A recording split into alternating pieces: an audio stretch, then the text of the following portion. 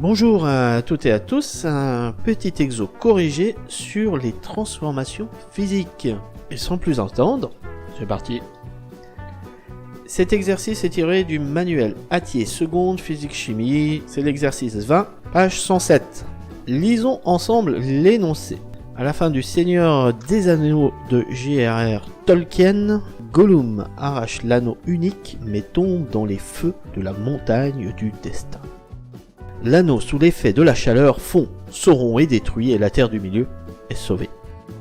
On donne l'énergie massique de solidification de l'or et on donne également le symbole chimique AU. Cette énergie de solidification est égale à moins 6,57 fois 10 puissance 4 joules par kilogramme.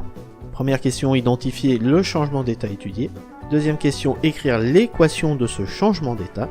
Troisième question, déterminer l'énergie massique de ce changement d'état. Enfin, quatrième question, calculer l'énergie que doit absorber un anneau de masse M égale 6 grammes constitué d'or pur porté à sa température de fusion pour fondre. Comme toujours pour cette série, vous mettez la vidéo en pause, vous faites l'exercice, puis vous venez voir le corriger. Vous pouvez vous aider du cours, la vidéo est disponible, le lien doit s'afficher en haut de l'écran. Le mieux étant quand même d'essayer de le faire sans avoir le cours sous les yeux. Je pense qu'une quinzaine de minutes doit être nécessaire. Évidemment, ça prend en compte la rédaction complète et argumentée de l'exercice. Bon, cet exercice est vraiment représentatif d'un exercice qu'on peut donner en évaluation sur la partie de transformation physique.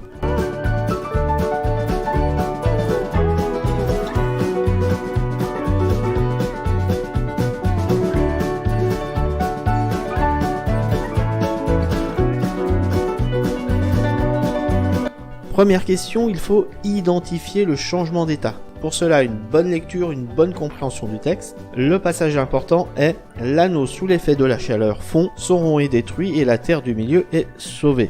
Bon, la partie « Sauron est détruit, la terre du milieu est sauvée » n'a vraiment aucune espèce d'importance. C'est surtout la première partie qui nous intéresse. L'anneau sous l'effet de la chaleur fond. On a le verbe fondre. C'est comme quand un glaçon fond, il passe de l'état solide à l'état liquide. C'est ce qu'on a ici. Le changement d'état est une fusion. Deuxième question, écrire l'équation du changement d'état. On vient de dire juste auparavant qu'on a une fusion, c'est-à-dire passage de l'état solide à l'état liquide. On sait également par le texte qu'on a de l'or, on a le symbole chimique AU. On peut donc écrire l'équation du changement d'état. AU, S pour dire qu'on est à l'état solide, donne AU. L pour dire que l'or est passé à l'état liquide. Rien de compliqué ici. Troisième question, l'énergie massique de ce changement d'état. Alors, on nous donne l'énergie massique de solidification.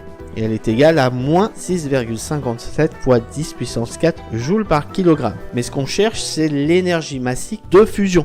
Sauf que la fusion, c'est le changement d'état inverse de la solidification. Donc si dans un sens, on a moins 6,57 fois 10 puissance 4 joules par kilogramme, dans le sens inverse, dans le sens de la fusion, on a 6,57 fois 10 puissance 4 joules par kilogramme. Enfin, quatrième et dernière question, on veut calculer l'énergie que doit absorber un anneau de 6,0 g d'or pur pour fondre, sachant qu'il est à sa température de fusion.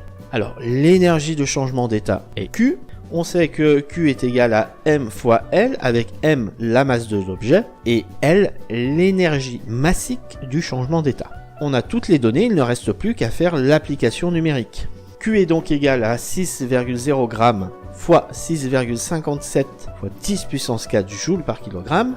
Et là, attention aux unités. La masse doit être exprimée en kilogrammes. Bon, vous savez, il suffit de diviser la masse en grammes par 1000 pour obtenir la masse en kilogrammes. Maintenant, on peut bien faire le calcul. 6 fois 10 puissance moins 3 kg fois 6,57 fois 10 puissance 4 joules par kilogramme. Les unités sont bonnes, on peut faire le calcul et on obtient 3,9 fois 10 puissance 2 joules, soit 390 joules. Voilà, c'est tout pour cet petit exercice sur les transformations physiques. Donner le nom du changement d'état, modéliser par une équation et faire un petit calcul d'énergie, c'est vraiment les questions qu'on peut vous poser sur ce chapitre. Comme d'habitude, vous vous entraînez en faisant plusieurs exercices de difficulté croissante. N'hésitez pas à partager, faire des commentaires, vous abonner, activer la cloche et moi je vous dis à bientôt et n'oubliez pas, la physique, c'est facile.